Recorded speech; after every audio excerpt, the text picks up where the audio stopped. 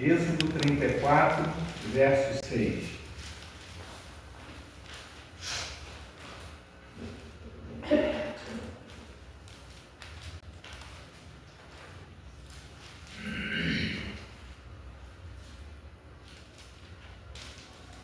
Amém? E passou diante dele Moisés, proclamando: Senhor, Senhor, Deus compassivo e misericordioso, paciente, cheio de amor e de fidelidade. Outra versão vai dizer assim: Deus compassivo e cheio de graça, lento para a ira e abundante em amor leal e fidelidade. Amém? Senhor, nós te agradecemos, Deus, por esse dia. Louvamos ao Senhor pela tua palavra, lida nessa hora, e que nós vamos refletir e compartilhar, ó Deus, e pensar um pouco sobre esse amor leal. Ó Deus, que o Senhor esteja falando às nossas vidas, aos nossos corações, tocando, ó Deus, naquilo que precisa ser tocado pelo Senhor, através dessa palavra. Deus, ouve a nossa oração, que fazemos em nome de Jesus, o nosso Senhor. Amém. Amém. Amém. Amém. O autor do Êxodo, livro atribuído a Moisés, ele faz uma descrição maravilhosa de quem é Deus, Ele diz que Deus é cheio de graça e misericórdia, diz que Ele é compassivo, diz que Ele é misericordioso, diz que Ele é fiel, mas diz também que Ele é cheio de amor. E a tradução, que é a base do texto, a reflexão, essa reflexão é a partir de um vídeo que eu assisti por esses dias, umas 2 semanas atrás, eu acredito, do projeto Bíblia, e que fala justamente sobre essa característica apenas descrita nesse versículo, que se refere ao amor leal do Senhor.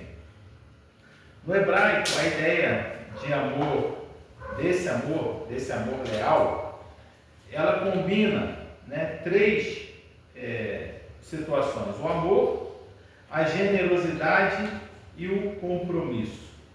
Ele é um amor que tem a ideia de prometer algo com um profundo afeto pessoal.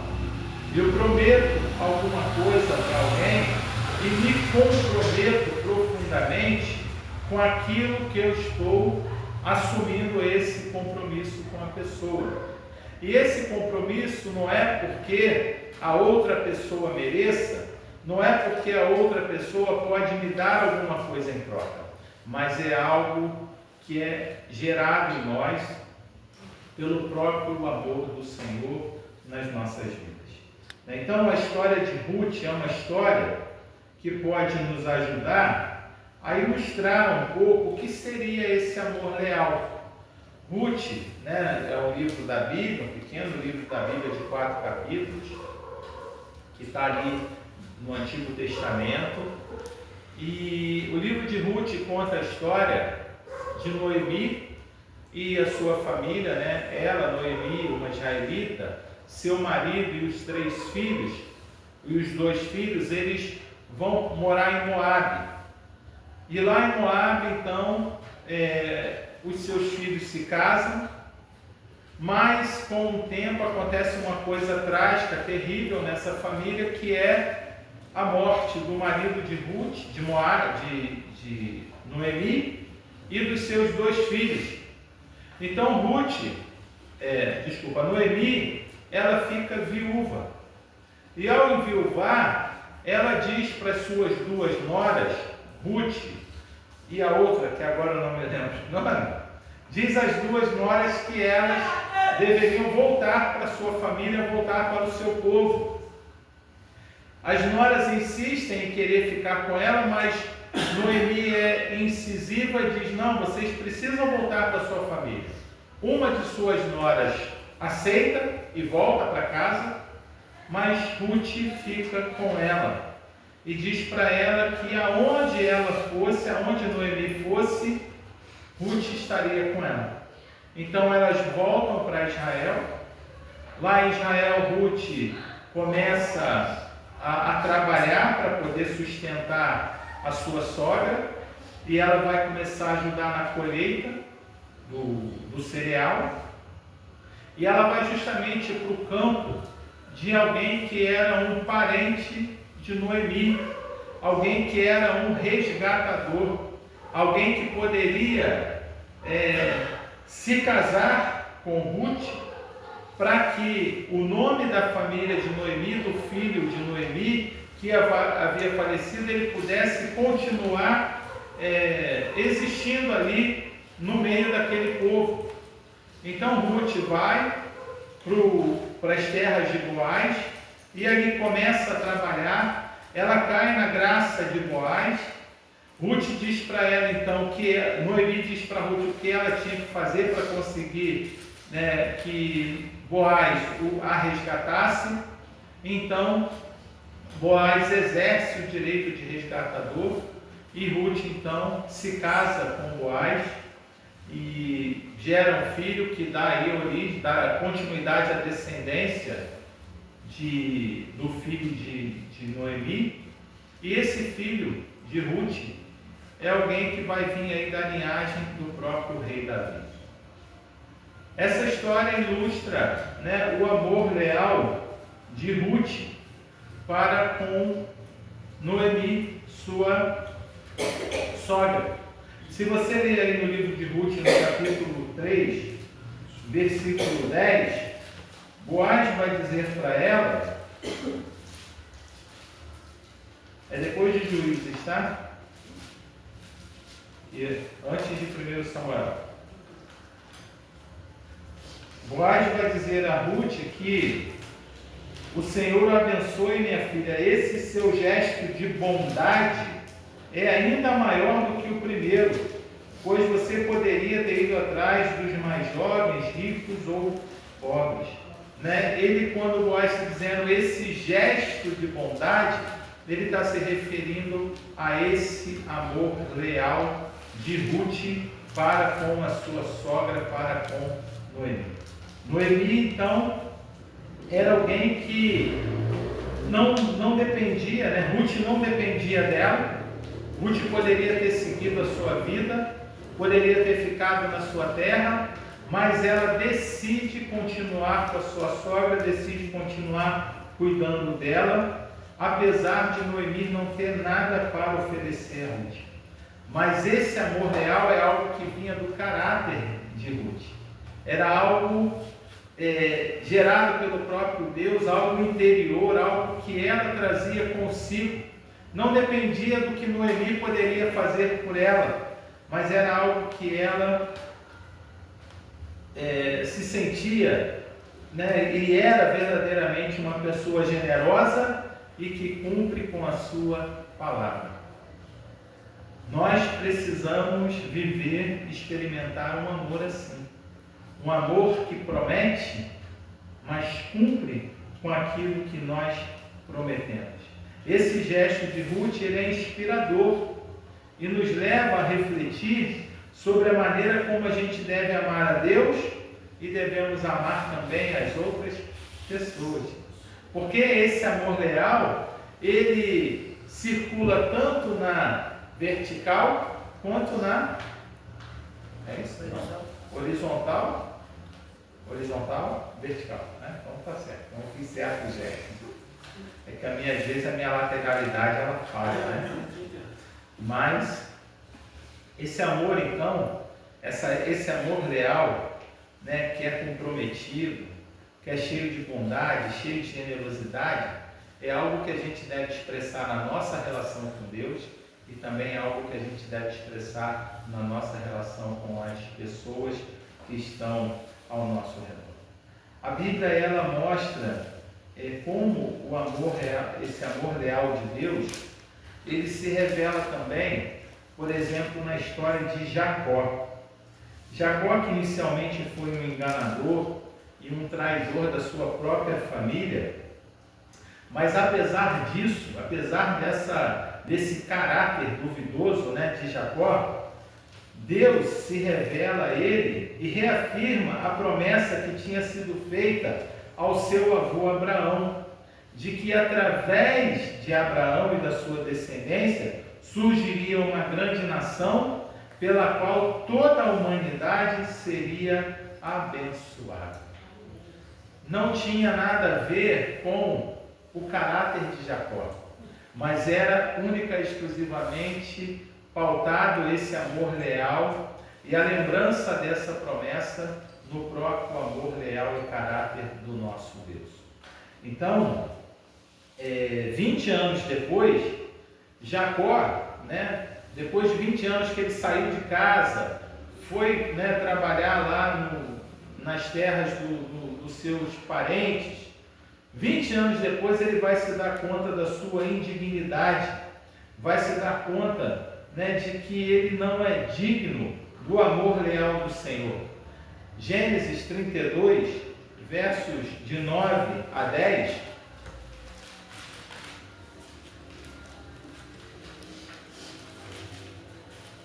Gênesis 32, de 9 a 10, diz assim: Então Jacó orou: Ó Deus de meu pai Abraão, Deus de meu pai Isaque, ó Senhor que disseste, volte para a sua terra e para os seus parentes, e eu o farei prosperar. Eu não sou digno de toda a bondade e lealdade com que trataste o teu servo. Quando atravessei o Jordão, eu tinha apenas o meu cajado, mas agora possuo 2 caravanas. Jacó tinha prosperado muito depois de 20 anos, apesar da sua indignidade, apesar de não ser merecedor. Eu costumo dizer que nós não somos merecedores de nada, que tudo vem pela graça, pela bondade e pela misericórdia do Senhor. Esse é um fato que a gente não pode se esquecer nunca, porque senão a gente pode cair no erro de achar que as coisas boas que acontecem com a gente, nós somos merecedores.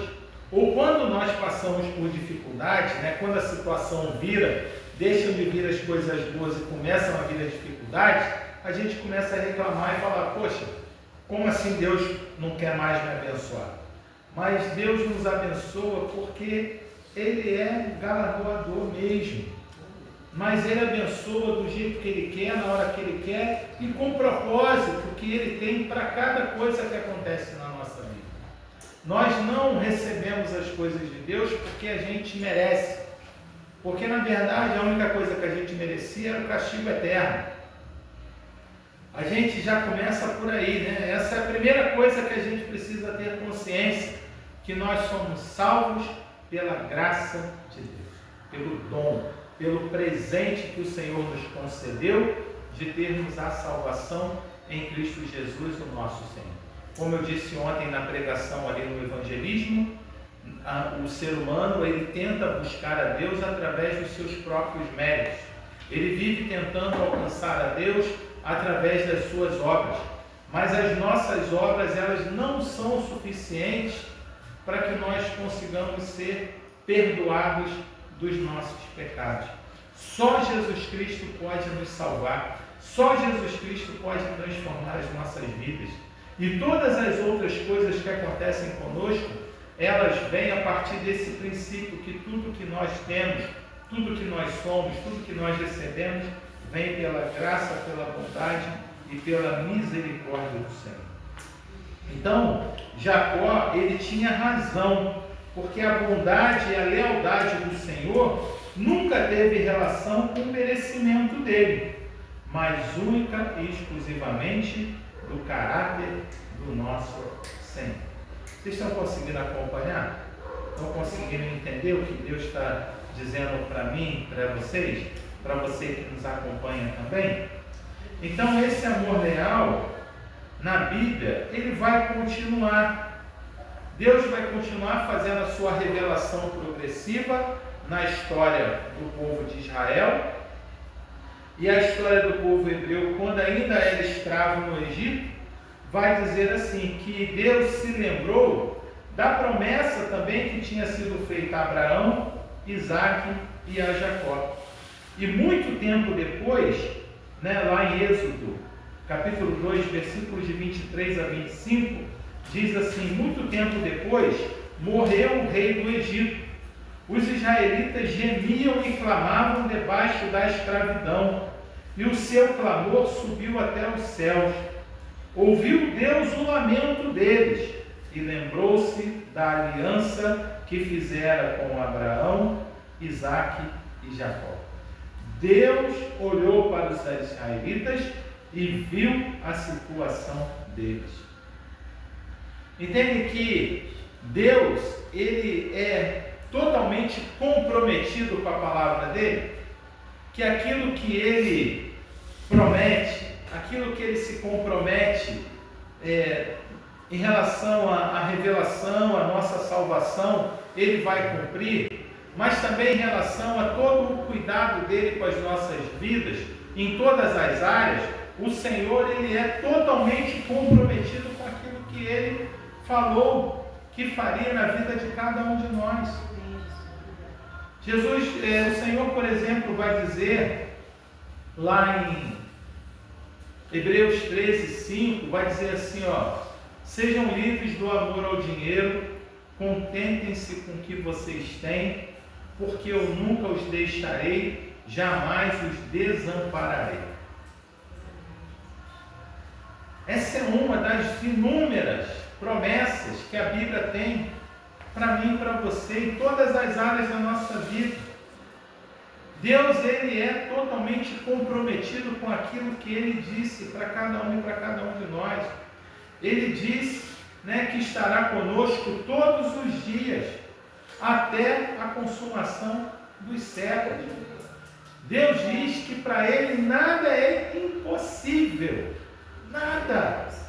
Não tem nada na nossa vida, nada nesse mundo, de Deus que a gente vive, que ele não possa fazer, não possa realizar, não possa mudar, não possa transformar. Mas nós precisamos entender que a partir do momento que nós conhecemos esse Deus, conhecemos o seu amor e recebemos do seu Espírito, que é o Espírito do próprio Deus que nos criou, essas características também de Deus, elas precisam estar presentes na nossa história e na nossa vida. Nós precisamos ser assim, amar da forma como Ele ama, amar com esse amor leal, amar com esse comprometimento de afeto, de lealdade, de bondade, independente das circunstâncias, independente de quem esteja diante de nós. Não importa o que o outro fez ou deixou de fazer. A partir do momento que nós somos tocados, nós precisamos nos comprometer com aquilo que nós decidimos no nosso coração. Não podemos, a Bíblia vai dizer que seja a palavra do crente o quê?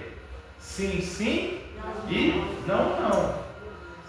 Se eu digo sim, se eu digo que está certo, eu vou fazer, eu assumo o compromisso, eu preciso me comprometer. Me comprometer com Deus e me comprometer com o meu próximo. Se eu digo não, eu também tenho que me comprometer com esse não, porque às vezes esse não também é uma demonstração de amor. Às vezes é um livramento que Deus quer nos dar e que revela o tamanho do amor dele por nós e o nosso não para determinadas circunstâncias, para o pecado, é um não que vai demonstrar nossa resposta de amor para com esse Deus que nos criou e que nos gerou. Às vezes dizer não para alguém é uma forma de ajudar alguém também, colocar limites, para que as coisas possam continuar fluindo e caminhando de acordo com a vontade de Deus. A revelação progressiva vai continuar. E no caminho da terra prometida, lá em Números, a gente vai ver né, que o povo duvida que Deus pudesse conduzi-los a Canaã. No capítulo 13 de Números, os espias vão espiar a terra e vão conhecer a terra. Eles vão, Moisés envia 12 pessoas, 12 líderes de Israel, um líder de cada tribo, uma pessoa de cada clã, uma pessoa de cada família, e eles vão lá conhecer a terra prometida. Quando eles vão lá e conhecem a terra, eles veem que a terra era uma terra boa realmente, uma terra fértil, uma terra abundante, né? Nas palavras bíblicas vai dizer que a terra realmente emanava leite e mel, né? Que se referindo à riqueza, à fertilidade, à prosperidade daquele lugar. Mas o que aqueles homens eles olham apesar disso? Eles olham para as dificuldades. Eles olham para os gigantes que viviam e moravam naquela terra. Eles fixam os olhos só no problema. E quando eles voltam, então, prestando relatório a Moisés, 10 tribos se levantam, né, dizendo e focando apenas na dificuldade, e somente Josué e Caleb que conseguem falar da coisa boa que eles tinham visto ali naquele lugar. Somente Josué e Caleb foram aqueles que conseguiram olhar para aquela terra, ver a fartura que havia ali, ver a abundância que existia naquele lugar e crer que o Senhor realmente era fiel para dar aquela terra para eles. Mas por causa disso, né, por causa do relato desses 10, todo o povo se revoltou, e aí com isso o povo ele acabou, né, sendo castigado. Deus não gostou da atitude do povo e pensou em destruí-lo. Mas o que aconteceu? Moisés, mais uma vez, intercedeu pelo povo, pedindo ao Senhor: Senhor, segundo a tua grande fidelidade, perdoa esse povo, como a este povo tem sido perdoado desde que saíram do Egito até agora, né? Então, era um povo obstinado e teimoso, né? O caminho todo ele vinha sempre repetindo os mesmos erros, mas Moisés se vira para o Senhor e pede ao Senhor, né? O Moisés intercedeu pelo povo, não porque o povo fosse merecedor, porque a gente sabe da história, sabe que eles mereciam nada, né? Mas porque o pedido que Moisés fez era compatível com o caráter de Deus. O verso de número 20 vai dizer assim: o Senhor respondeu: eu perdoei conforme você me pediu. Deus é leal e amoroso porque Ele é assim. Não depende de nós. Ainda que sejamos infiéis, Deus permanece fiel. Oséias vai dizer que a lealdade do povo é como a neblina da manhã que logo desaparece, mas o amor leal do Senhor permanece para sempre. O Salmo 136 começa dizendo: dêem graças ao Senhor porque Ele é bom, e o seu amor leal dura para sempre. E essa declaração, o seu amor leal dura para sempre, ela aparece 26 vezes nesse Salmo de número 136. É para que a gente nunca se esqueça, para que a gente nunca venha a esquecer de forma alguma que o amor leal do Senhor verdadeiramente dura para sempre. O fato de Deus ser fiel ao seu amor, de ser leal ao amor que Ele sente por cada um e por cada um de nós, não deve nos fazer viver a nossa vida relaxadamente.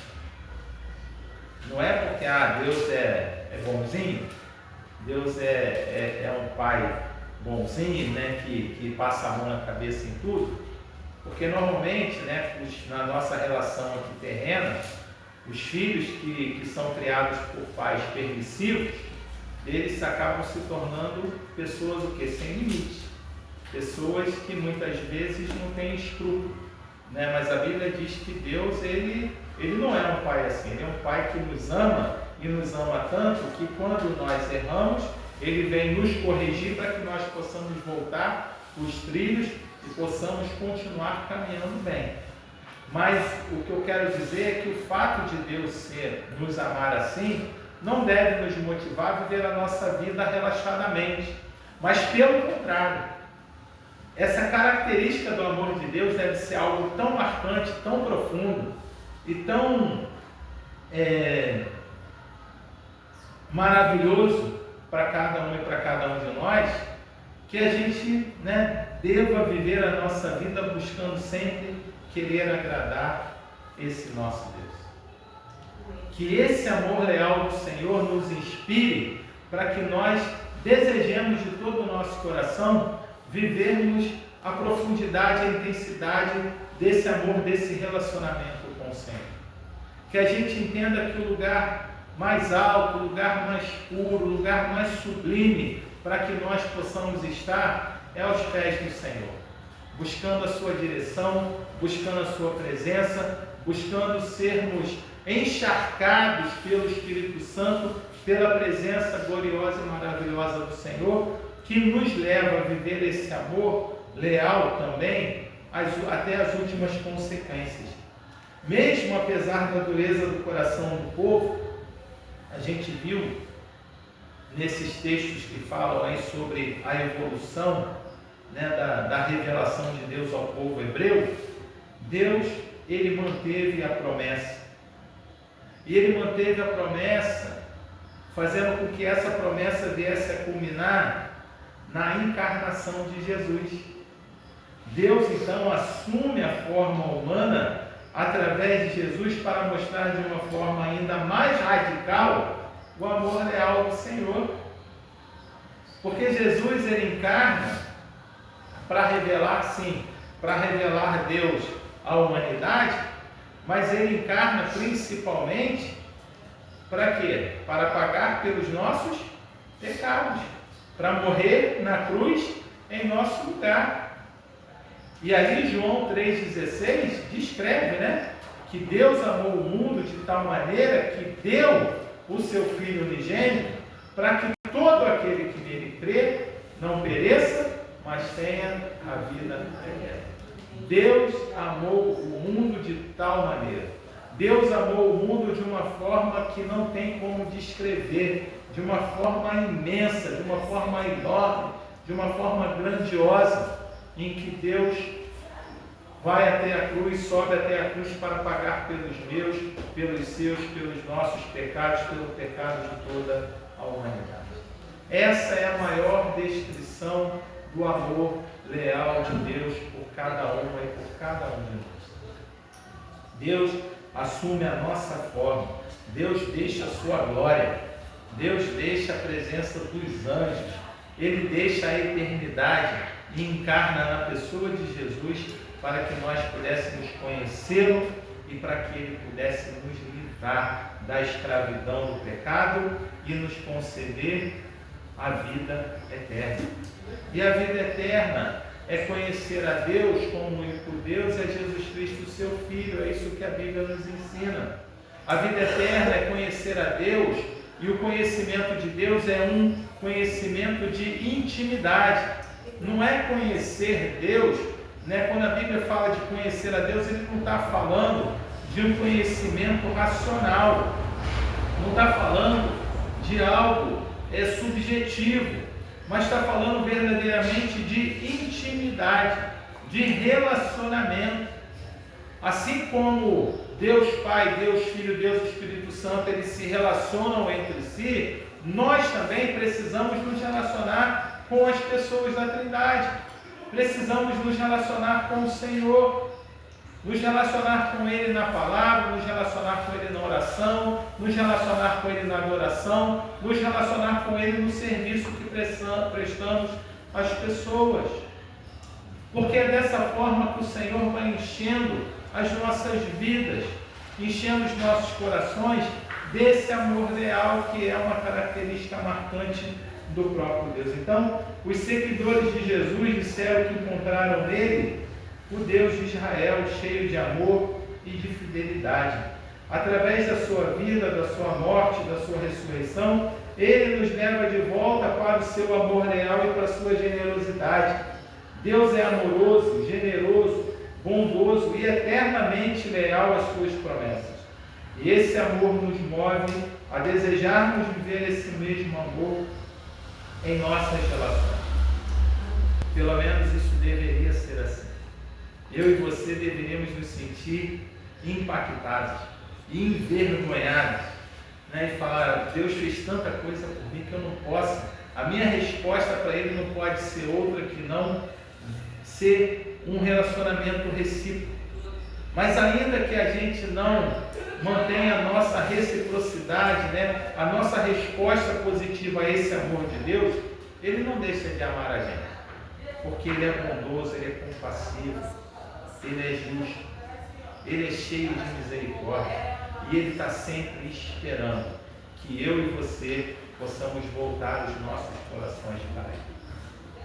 Que essa volta dos nossos corações para o Senhor, ela não seja tardia, porque quando a gente se afasta do Senhor, o sofrimento é nosso.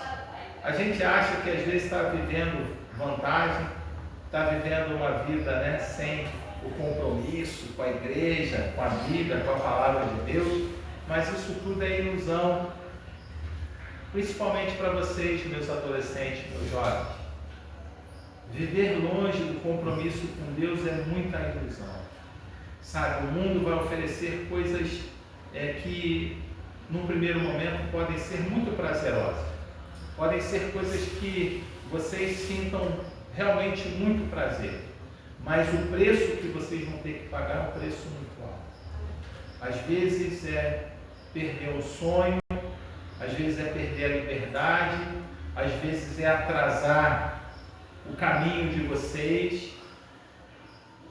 Então, que vocês possam se lembrar sempre. Se vocês não lembrarem de nada do que eu falei hoje aqui, mas se vocês se lembrarem apenas que o amor do Senhor é leal e guardar isso no coração de vocês, já valeu a pena vocês estarem aqui nessa noite. Já valeu a pena cada um de vocês estar aqui. Já valeu a pena eu estar aqui. Que a gente nunca venha se esquecer que o amor de Deus, Ele é completamente leal. Que Deus nos ama com amor eterno, com amor sem medida. E que Ele está sempre nos aguardando e nos esperando a responder por esse amor. Então, que você possa voltar para a sua casa nessa noite, que você possa iniciar a sua semana e que você não venha se esquecer do amor leal do Senhor e do seu amor leal também para com Ele e para com todas as pessoas que Ele te der a oportunidade de servir.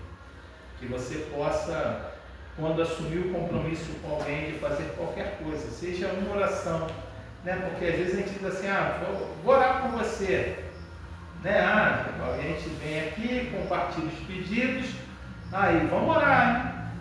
Mas a gente sai daqui, ora aqui e vai daqui para casa e a gente esquece, fica pensando na semana, fica pensando no que vai ter que comer, nas contas que tem que pagar, os lugares que vai ter que ir, as provas que vai ter que fazer, as atividades da escola que tem que entregar, e a gente acaba se esquecendo. Ainda que seja uma oração, porque não é que seja pouca coisa, né? Mas é algo simples que todos nós podemos fazer. Mas não é algo menos importante, porque uma oração pode salvar uma vida, pode transformar uma realidade, pode livrar alguém da morte, pode trazer salvação eterna. Mas ainda que seja uma oração que a gente possa se comprometer e verdadeiramente orar. Hoje nós distribuímos aqui os papéis, né, para que a gente possa orar pelos países. Então, vamos nos comprometer, vamos orar ao longo dessa semana. Cada dia dessa semana, ore por um país. Semana que vem você vai e troca com alguém, né? Pega os países que o outro orou e troca com o irmão, com a irmã, para que a gente possa continuar orando e intercedendo pelo mundo, né? Aproveitando aí o tema, o ensejo da campanha de missões mundiais.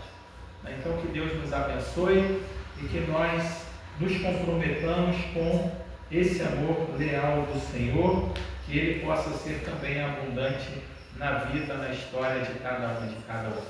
Amém? Vamos orar? Vamos nos colocar de pé?